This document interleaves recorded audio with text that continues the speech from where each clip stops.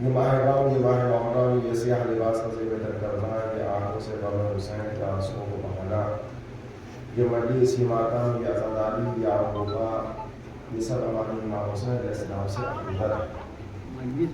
ہم حسین سے عقیدت کرتے ہیں، اس لیے اس حسین کی عقیدت کے یہاں پر اپنی حیثیت سے زیادہ حسین کا غم منانے کی کوشش کرتے ہیں۔ آج ہم سے یہ کہا جاتا ہے کہ اتنی ساری مجلسیں ہو رہی ہیں، اتنے سارے فرش عزا بچھائے جا رہے ہیں، ہر جگہ جگہ گھروں گھروں میں عزا خانہ سجایا جا رہا ہے، مجلسیں برپا کی جا رہی ہیں۔ یہ سب مجلس کرنے سے فائدہ کیا ہے؟ اس سے بہتر یہ ہے کہ مجلس کری جائے، مجلس کی جگہ قرآن خوانی کری جائے، قرآن کی تلاوت کری جائے، اور اس قرآن کی تلاوت کر کے حسین کو بخشا جائے۔ مجلس کرنے سے کیا فائدہ ہے؟ اس سے اچھا قرآن کی تلاوت کری جائے اور اس قرآن کی تلاوت کو حسین کو بخشا جائے۔ تو دیکھیے قرآن کی تلاوت کرنا بھی اچھی بات ہے، اور الحمدللہ ہمارے محافل و مجالس میں شروع سے پہلے، تقریر سے پہلے تلاوت قرآن کری جاتی ہے، نعت پاک کا سلسلہ چلتا ہے، تو ہم تلاوت قرآن بھی کرتے ہیں اور ہمارا عقیدہ بھی۔ دیکھیے ایک چیز ہوتی ہے ایمان اور ایک چیز ہوتی ہے اطمینان۔ ایک ہے ایمان اور ایک ہے اطمینان۔ جناب ابراہیم نے اللہ سے کہا پروردگار میں تیرے اوپر ایمان رکھتا ہوں، لیکن لیطمئن قلبی، اپنے اطمینان قلب کے لیے مجھے یہ دکھا دے کہ تم مردے کو کیسے زندہ کرتا ہے۔ آواز قدرت آئی کہ ابراہیم کہ تمہارے میرے اوپر ایمان نہیں ہے، پروردگار ایمان رکھتا ہوں، مسلم ایمان ہے، لیکن لیطمئن قلبی، اپنے اطمینان قلب کے لیے مجھے دکھا دے کہ کیسے مردوں کو زندہ کرتا ہے۔ اس کا مطلب ایمان الگ شے ہے، اطمینان الگ شے ہے۔ آج ہم سے کہا جاتا ہے کہ مجلس نہ کریے، مجلس کی جگہ قرآن خوانی کریے، تو دیکھیے قرآن کرنا بھی اچھی بات ہے، قرآن کی تلاوت کرنا یہ ہمارا ایمان ہے، اور مجلس عزا کرنا یہ ہمارا اطمینان قلب ہے، یہ ہمارا اطمینان قلب ہے۔ حسین کی عزاداری سے ہمارے دلوں کو سکون ملتا ہے، اس لیے جس کے سینے میں انسانیت کا دل دھڑکتا ہوگا وہی فرش عزا پر آتا ہے، حسین کا غم مناتا۔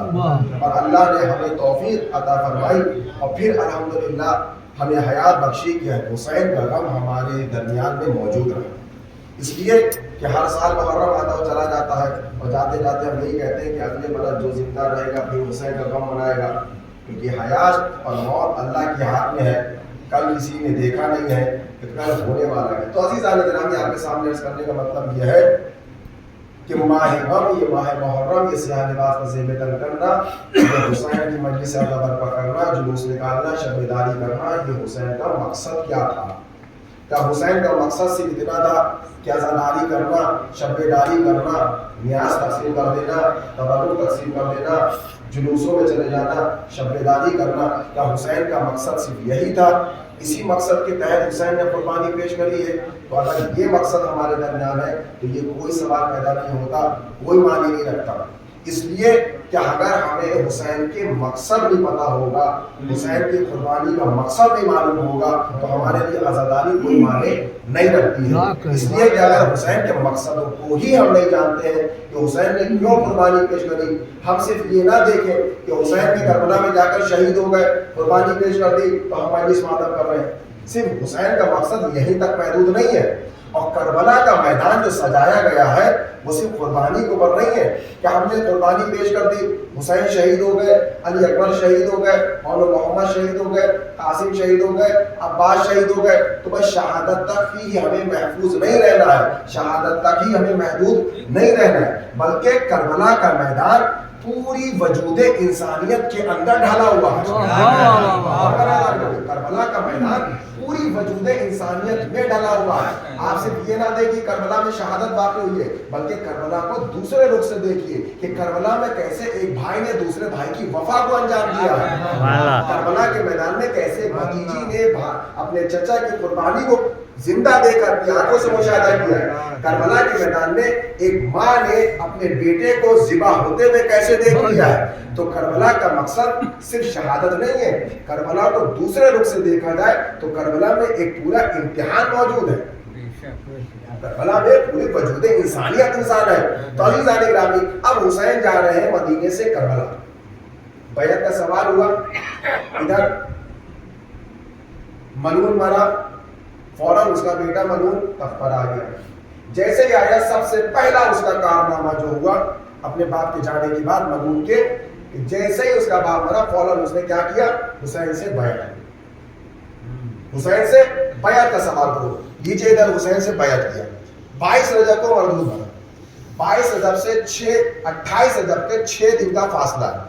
اس 6 دن میں اس نے پوری حکومت کا، پوری دنیا کا تختہ پلٹ کے رکھ دیا۔ ان 6 دنوں میں قاصد آیا حسین سے بیعت کا سوال کرنا، اب حسین سے بیعت کری جاتی ہے، حسین نے بیعت سے انکار کیا۔ آپ کے سامنے بس ایک نتیجہ دینا کہ حسین نے بیعت سے انکار کیا، انکار کرنے کے نتیجے میں یہ ہوا کہ بیعت سے انکار کر دیا، اب کیا کرنا ہے؟ مدینہ چھوڑ دیں گے۔ اب مدینہ چھوڑ رہے ہیں، اپنا گھر بار چھوڑ رہے ہیں، حسین کو بڑا پتا ہے کہ مدینہ چھوڑیں گے اب ہم کہاں جا رہے ہیں اور میرا نتیجہ کیا ہوگا، حسین کو سب کچھ پتا ہے۔ اس کے باوجود بھی حسین مدینے سے نکل رہے، اپنے بچوں کو ساتھ لے رہے، سب کو ساتھ لے لیا، اور نکلتے نکلتے کیا کہہ کر جا رہے ہیں کہ میں اللہ کی نماز کو بچانا جا رہا ہوں، اللہ کی عبادت کو بچانے جا رہا ہوں، اللہ کے روزے کو بچانے جا رہا ہوں، اللہ کی حج کو بچانے جا رہا ہوں۔ یہ سب کہا؟ کچھ نہیں کہا، بلکہ کیا کہا کہ امت اصلاح جدی، اپنے نانا کی امت کی اصلاح کے لیے جا رہا ہوں۔ اصلاح کے لیے مطلب کیوں جا رہے ہیں؟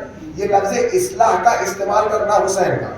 اب یہ لفظ جو اصلاح امام نے استعمال کیا ہے یہ پورا سمندر ہے، یہ کوزہ نہیں ہے۔ یہ لفظ اصلاح جو ہے یہ پورا ایک سمندر ہے جو حسین نے لفظ اصلاح استعمال کیا۔ اب اس میں صرف آپ یہ قاعدہ نہ لگائیے کہ حسین نماز بچانے نکلے، حسین روزہ بچانے نکلے، بلکہ حسین کہہ رہے ہیں کہ اپنے نانا کی امت کی اصلاح کے لیے جا رہا ہوں۔ اس کا مطلب ابھی جد رسول کی امت کی اصلاح نہیں ہوئی ہے، اسی لیے حسین کہہ رہے ہیں کہ میں اپنی رسول کی امت کی اصلاح کے لیے جا رہا ہوں۔ اس کا مطلب ابھی کچھ اصلاح باقی تھی۔ وہ کون سی اصلاح تھی جو حسین کہہ رہے ہیں؟ جبکہ اللہ نے غدیر کے میدان میں کیا کہا؟ الیوم اکملت لکم دینکم، آج کے دن ہم نے دین کو کامل کر دیا۔ جب غدیر میں اللہ کا دین کامل ہو گیا تو اس حسین کی کون سے ایسی امت کی بات کر رہے ہیں، اصلاح کی بات کر رہے ہیں کہ میں اصلاح کے لیے جا رہا ہوں۔ بھائی جب اللہ نے یہ بات بیان کر دی کہ ہم نے دین کو کامل کر دیا، اس کا مطلب دین جب کامل ہو گیا تو پورا سب کچھ کامل ہو گیا۔ لیکن حسین کہہ رہے ہیں کہ میں کیوں جا رہا ہوں؟ امت کی اصلاح کے لیے جا رہا ہوں۔ تو کون سی اصلاح کی بات کر رہے ہیں؟ کس اصلاح کی بات کر رہے ہیں؟ کہ اللہ نے دین کو کامل تو کر دیا تھا اور کچھ لوگوں نے اس کو مانا بھی تھا، کچھ لوگ اس کے منکر بھی ہو گئے تھے۔ اب یہ بات کو امام حسین نے ہی ثابت کر دی۔ جب مدینے سے نکلے تو یہ کہہ کر نکلے اپنے نانا کی اس امت کی اصلاح کے لیے جا رہا ہوں۔ کربلا کے میدان میں پہنچے، اب وہاں پہنچنے کے بعد سوال کر رہے ہیں یہ بتاؤ تم مجھے قتل کیوں کر رہے ہو؟ تو کیا جواب ملا؟ لبغض ابی، آپ کے باپ کی دشمنی میں۔ اس کا مطلب امت کی اصلاح جو کرنے جا رہے ہیں وہ اس بنا پہ کرنے جا رہے ہیں کہ اپنے باپ کی جو ولایت کے منکر تھے ان ولایت کے منکر کو منوانے کے لیے جا رہے ہیں۔ ولایت کو منکر جو تھے ان کو منوانے کے لیے جا رہے ہیں۔ اب یہاں کہا کہ اچھا جو حسین نے سوال کیا، یہ کربلا میں پہنچے جو سوال کر رہے ہیں، کس بات کا سوال؟ تم مجھے قتل کیوں کرتے ہو؟ یہ سوال مدینے میں کر سکتے تھے لیکن مدینے میں نہیں کیا۔ مکے پہنچے وہاں کر سکتے تھے، وہاں بھی نہیں کیا۔ کربلا پہنچے 2 محرم کو، وہاں بھی نہیں کیا۔ سوال کب کر رہے ہیں؟ 10 محرم کو، تم مجھے قتل کیوں کرتے ہو؟ کیا جواب ملا؟ لبغض ابی، آپ کے باپ کی دشمنی میں قتل کر رہے ہیں۔ یعنی حسین دشمن کے حلق میں ہاتھ ڈال کر ان کے دل کی بات کو نکلوانا چاہ رہے تھے کہ جواب بتاؤ کیوں قتل کر رہے ہو؟ اب ان کا مقصد کیا تھا؟ اب آج یہ کہا جا رہا ہے کہ حسین نکلے تھے نماز بچانے، حسین نکلے تھے روزہ بچانے، حسین نکلے تھے حج بچانے، حسین نکلے تھے امر بالمعروف بچانے۔ دیکھیے حسین نے یہ سب بچایا ہے لیکن ان کا قتل کرنے کا مقصد یہ نہیں تھا نماز کی بنا پہ قتل نہیں کیا, روزے کی بنا پہ قتل نہیں کیا, بلکہ قتل کیوں کیا؟ علی کی ولایت کے بارے میں.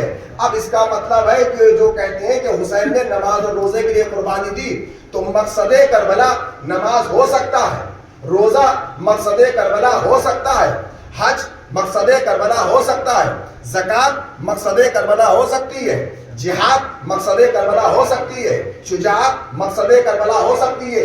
یہ ساری چیزیں ہیں مقصد کربلا. علی کی ولایت ہے بنیاد کربلا.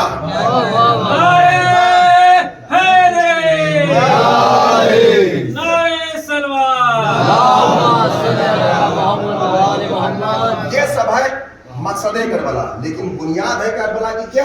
لبغض ابی, علی کی ولایت.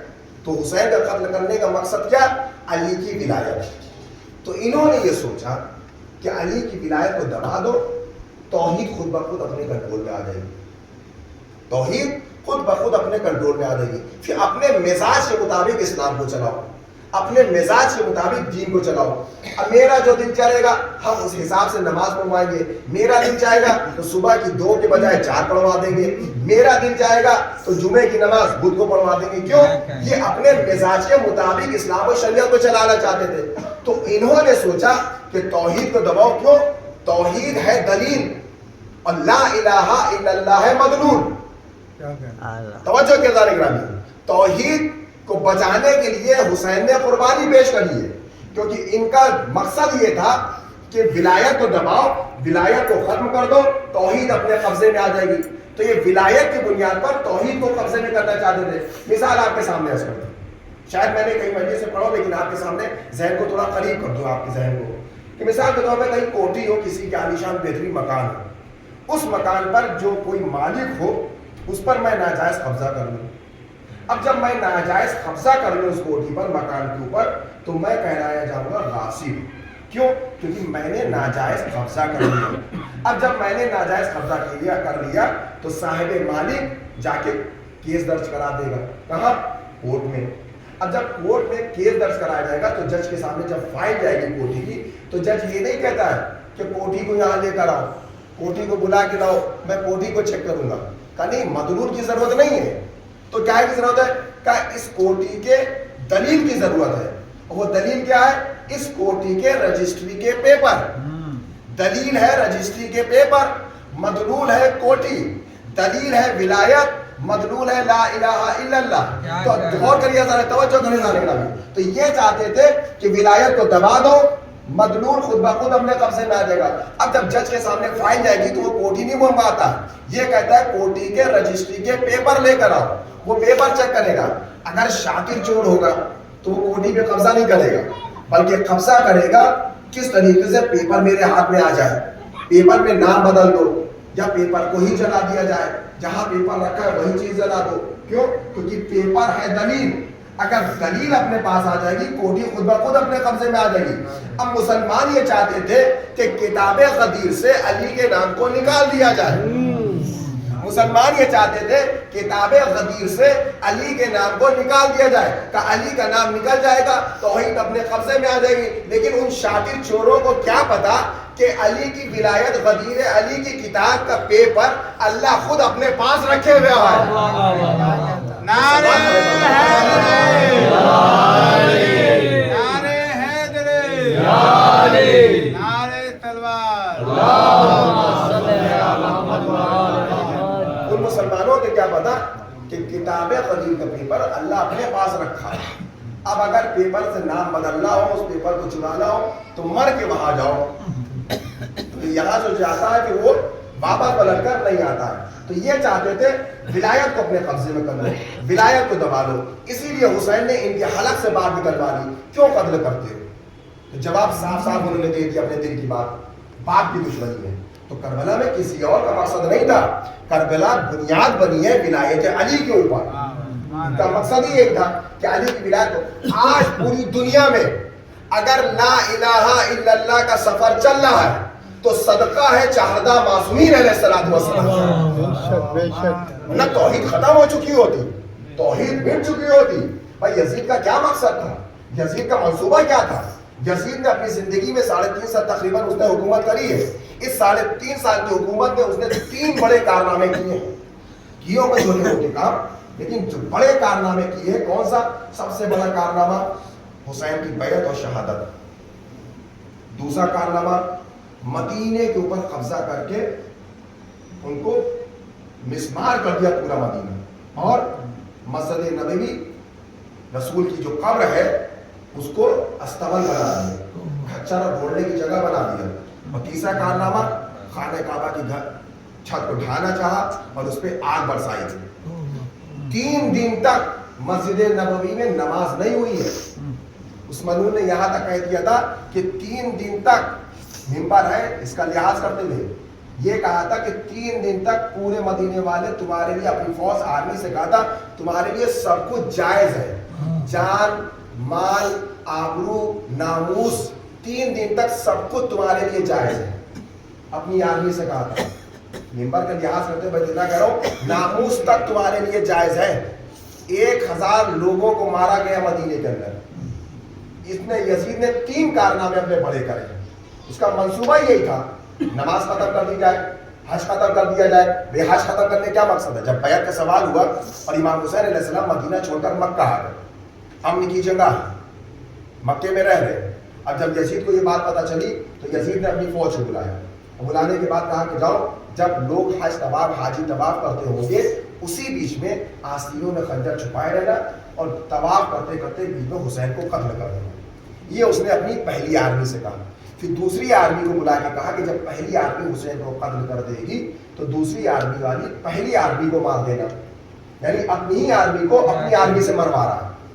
ذہن دیکھیے، اپنی آرمی کو دوسری آرمی، اور پھر تیسری آرمی کو بلا کے کہتا ہے جو اس کی خاص آرمی تھی، اس سے کہتا ہے کہ جب ایک دوسرے کو مار دیں تو تم لوگ مکے میں اعلان کرنا شروع کر دینا کہ کیسا امن کی جگہ ہے، کون سی امن کی جگہ ہے، امن کچھ نہیں ہے. جب نواسہ رسول کو یہاں امن نہیں مل رہا ہے تو ہم مسلمانوں کو کون سا امن ملے گا؟ اس لیے آج سے حج نہیں ہوگا، حج کو ختم کر دیا جائے. یہ یزید کا منصوبہ تھا. لیکن حسین نے اپنا ایک قدم پیچھے ہٹا کے یزید کے سارے منصوبوں پر پانی پھیر دیا. ایک قدم پیچھے ہٹا کر اب یزید کے سارے منصوبوں پر پانی پھیر دیا. اتنا بڑا اس نے کارنامہ انجام دیا. اب جب بیعت کا سوال ہوا، کیونکہ یہ چاہتا تھا توحید ختم ہو جائے، اور توحید ختم ہونے کے لیے پہلے ولایت کو ختم کرو. اس لیے توحید پر پہنچنے کے لیے ولایت کے زینے کو طے کرنا پڑے گا. بغیر ولایت کے زینے کے توحید تک کوئی پہنچ ہی نہیں سکتا ہے. آج یہ کہا جاتا ہے اللہ نے قرآن میں کیا ارشاد فرمایا؟ جب آدم کا پتلا بننا تھا کیا کہا؟ اس میں روح ڈال دو.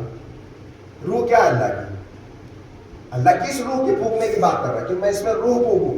تو روح پھونکنے کی کون سی بات ہوتی ہے؟ ہم پھونک دیتے ہیں، آپ پھونک دیتے ہیں. اللہ بھی کیسے پھونکے گا؟ اللہ کا چہرہ ہے نہیں، اللہ کا منہ ہے نہیں، تو اللہ کیا چیز پھونکے گا؟ تو معصومین سے پوچھا گیا کہ روح سے کیا مراد ہے، روح کیا چیز ہوتی ہے، کیا پھونکنے کی بات ہو رہی ہے؟ تو معصومین نے ارشاد فرمایا اللہ کی روح سے مراد ہم 14 معصومین علیہ السلام ہیں.